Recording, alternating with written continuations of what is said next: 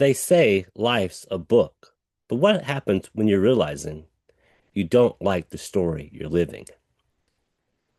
Well, a few months ago, I realized something very terrifying. I was living a story I didn't actually write.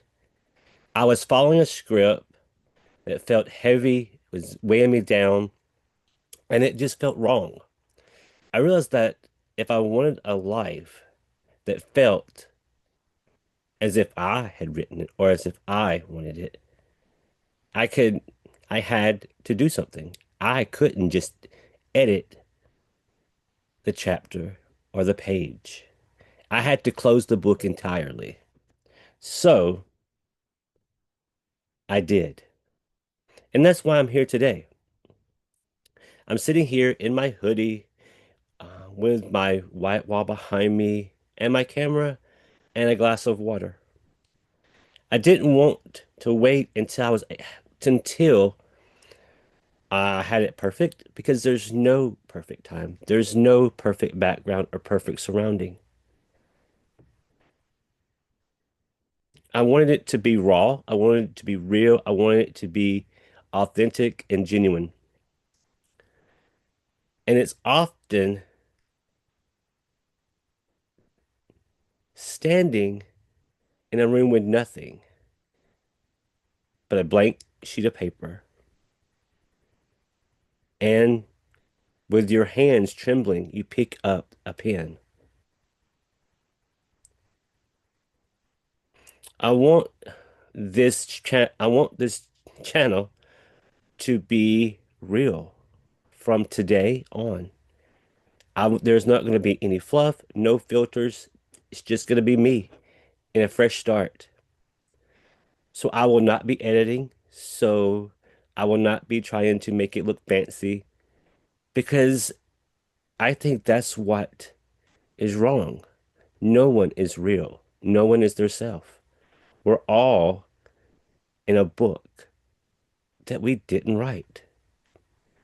And it's time we look at what we can do.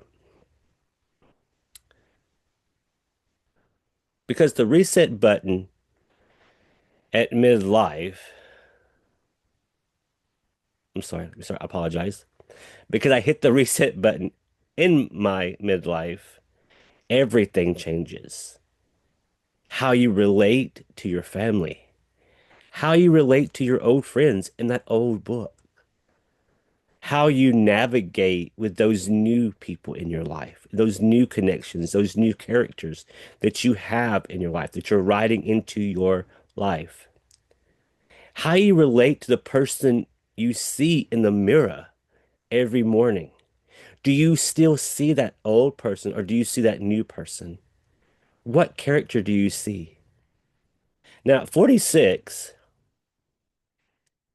we are starting late. So in your 40s, it's not late. In your 50s, it's not late. Even your 60s or 70s, it's never too late to start over and be yourself.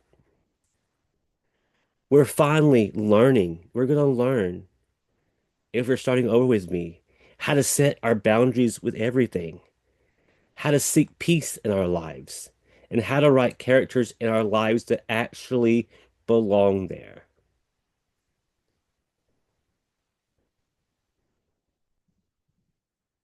So, if you're staring as I am today at a blank sheet of paper, and you're in your 40s, your 50s, your 60s, and you feel that you need to start over, or that's what you want to do, I want you to know you're not alone. Now, I hope that you'll subscribe to this channel so that we can write our books together and we can be each other's characters that uplift us, that are there for us, that are there for each other. Your comments, I will read them. And I will do my best to get back to them. Now, I am Logan Jackson. This is page one. So, a little bit about myself on this first page is I realized a while back, 2 months ago, roughly, well, maybe a bit back further, but 2 months ago is when I really realized it. But back in 2022, after we went through the pandemic and everything is changing, I decided to move back to my hometown, a very small town in West Georgia, where most, if not all, my family resides, meaning my extended family, cousins, aunts, great aunts, uncles, and those. I have a brother who lives close. I have a mom who lives about 2 hours away. And I thought I had friends here. But when I moved in 2022, I had no car.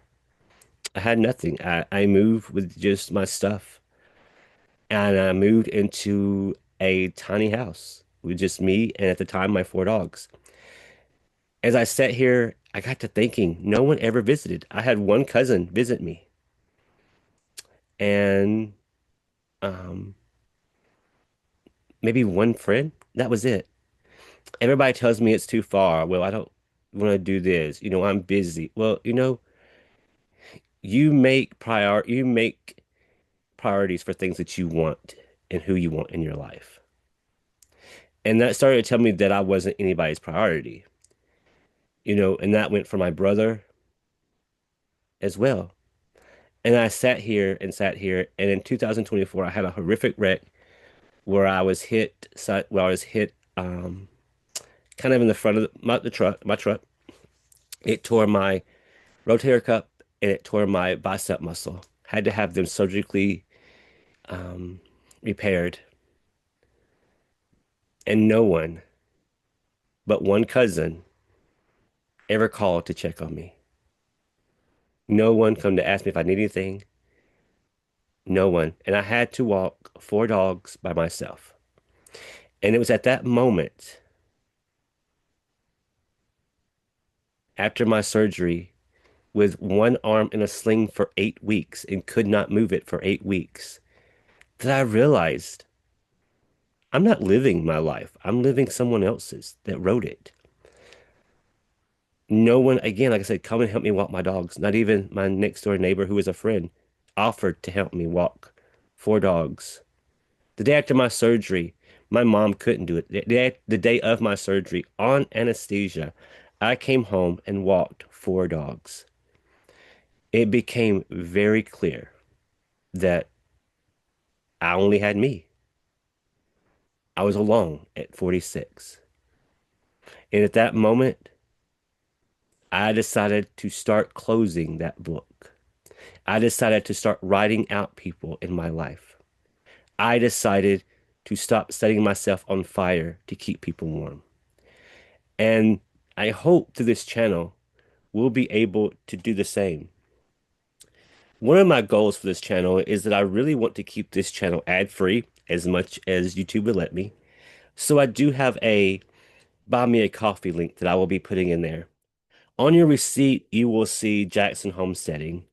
Jackson Homesteading is the work I do. It is what I do. I enjoy baking. I enjoy making teas. I enjoy getting lost in the old traditions.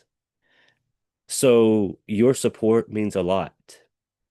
I hope you will subscribe and that you will continue to join me every week as we will start talking about how we are going to set boundaries and how we are going to write each page. Now, this is chapter one. Let's see what chapter two has, as it is still a blank page.